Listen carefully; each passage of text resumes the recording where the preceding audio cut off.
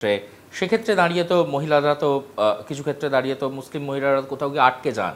नहीं, आज भी देख लीजिए, आपको हम बता दे रहे हैं कि मुस्लिम महिला जितना अपने समाज में सुरक्षित है, दूसरी कम्युनिटी की महिला उतनी सुरक्षित नहीं है।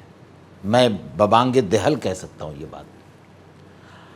आज भी हमारे देश में जितना भी ओल्ड एज होम है, आप जा करके देख लीजिए कि मुस्लिम महिला एक भी कहीं मिल जाएगी, शायद कहीं मिल जाएगी, हो सकता है, लेकिन परसेंटेज जो है नन मुस्लिम महिला है, जिसने अपने बाल बच्चों को पढ़ाया लिखाया, जवान किया, शादी किया, ब्याह किया, और बाल बच्चा जब जवान हुआ तो अपने माँ बाप को बोझ समझ करके ओल्ड एज होम में डाल दिया। लेकिन मुस्लिम कम्युनिटी में अगर माँ बाप बूढ़ा हो जाता है तो बाल बच्चा के लिए और वो बुज़ुर्ग हो जाते हैं और उसका एहतराम बढ़ जाता है। उसका खिदमत करना हमारे यहाँ धर्म में सवाब कहा गया है, पुण्य है।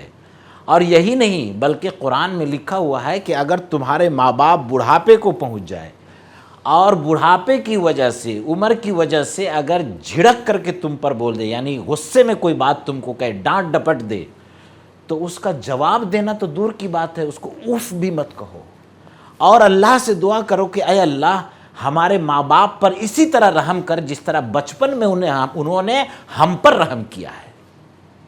ये आइडियोलॉजी, ये सोच कहीं नहीं मिलेगा आपको, हम बता रहे हैं, मैं ऑन कैमरा बता रहा हूँ बात को। लास्ट क्वेश्चन, आप 5 पॉइंट बता दीजिए क्यों यूसीसी, आप ही कह रहे थे कि यूसीसी देश के जनगण के हित में नहीं है, आप 5 पॉइंट बता दीजिए जो 5 पॉइंट कि यूसीसी के अगेंस्ट आप लोग सोच रहे हैं। हम अगेंस्ट इसलिए सोच रहे हैं कि देश के जनता को इससे नुकसान है। जो देश की, पहला एक देश ने जो हमारे संविधान ने जो आज़ादी दिया है हमको धर्म पर, या तमाम भारत के लोगों को धर्म पर आज़ादी से अमल करने का, ये आज़ादी छिन जा रहा है, पहला चीज़। दूसरा चीज़ ये है कि मुख्तलिफ़ देश, हमारे देश में मुख्तलिफ़ धर्म के लोग रह रहे हैं, उनका अपना अपना आस्था है, उस आस्था के हिसाब से जीने मरने का उनका अपना राइट है, वो छिन जाएगा इसमें। तीसरा चीज़ ये है कि देश में यूसीसी लाने की वजह से हमारा आपस का जो एक ताल्लुक़ है उसमें एक दरार पैदा करने हो रहा है। चौथा ये है कि देश एक दस्तूर और सिस्टम से चलता है और उस दस्तूर और सिस्टम पर ये एक तरह का अटैक है। जो आर्टिकल 44 है उसको हटा देना चाहिए, यूसीसी का हमेशा के लिए मामला ख़त्म कर देना चाहिए।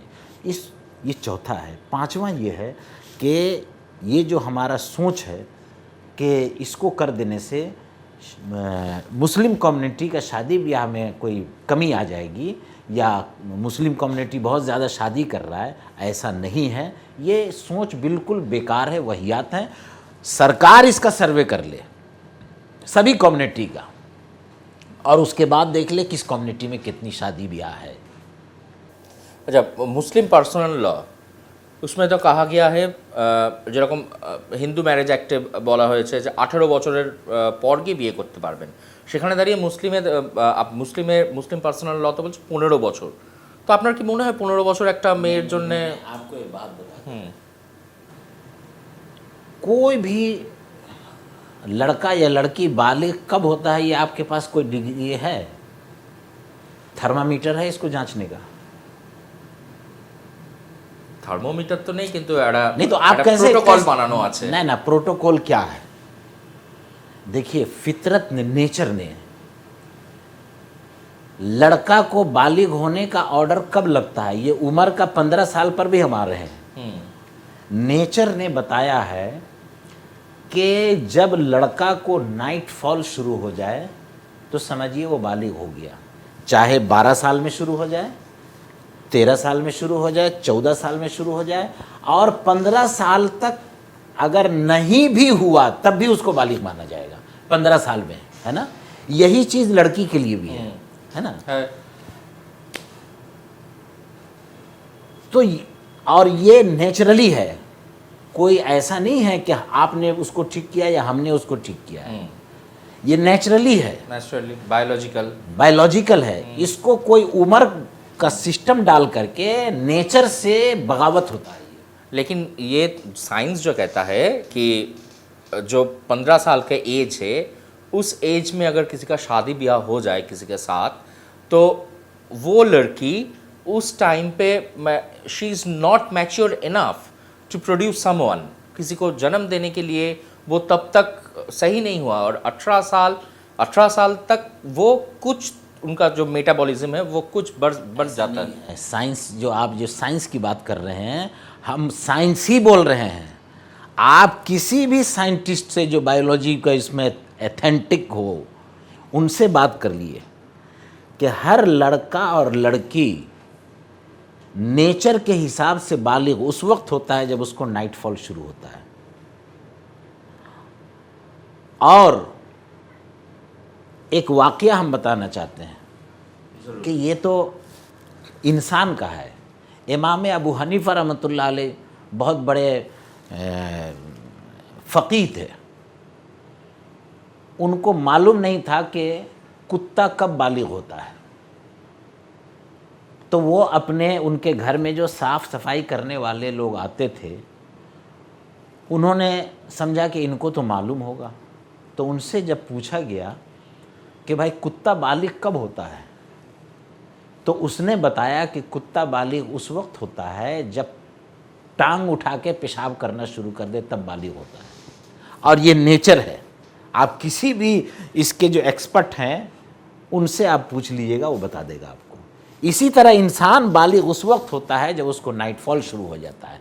और अगर नहीं भी हुआ तो शरई तौर पर 15 साल में बालिग होने का हुक्म लागू हो जाता है।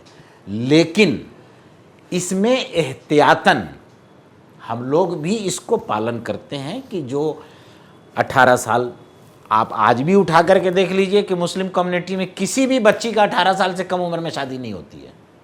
आज भी देख लीजिए, 18 साल से ज़्यादा हो जाता है, लड़के का 21 साल से ज़्यादा हो जाता है, लेकिन उससे पहले शायद कहीं इक्का दुक्का कहीं, वो भी उन लोगों में जिनके अंदर एजुकेशन नहीं है, वहाँ ऐसा होता है। सुनिए मेरी बात सुनिए, वहाँ ऐसा होता होगा, हम इनकार नहीं कर रहे हैं। लेकिन फिर भी मुस्लिम कम्युनिटी में 18 साल से कम उम्र की लड़की का शादी नहीं होता है। लेकिन आज भी हिंदू धर्म में, आप राजस्थान में चले जाइए, छोटी छोटी बच्ची का शादी होता है। तो कमी तो कहीं और है और इलाज कहीं और किया जा रहा है। अच्छा, आप एजुकेशन के बारे में बात कर रहे थे, तो यही हमारा एकदम लास्ट मुद्दा है इस इंटरव्यू प्रोसेस का। ये जो एजुकेशन है, क्या मुस्लिम बच्चे स्कूल